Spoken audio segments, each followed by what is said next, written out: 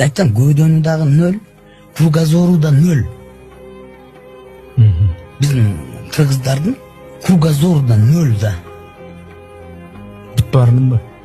Көбүнүн. Көбүнүн. Мынти өзүнчөлөр бир 470 жана GX деп сөйлөмүптү.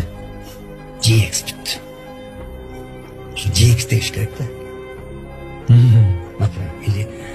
Или 570 деш керек, анан номеринде 570 деп жазылыш керек. Ой, не дегенде не ушуларды таңдап алмай. Айны 570 аны 200 деп кала бердир. Ушундай бул ачык нерселер да бунун баары. Эл көрсүн. 570 тедиресиң, 570 деп номер алып алсак бар. Эмне бул, эмне деген. Шу да биздики. Байлар да кой койгон, кедейи андан да кой койгон да.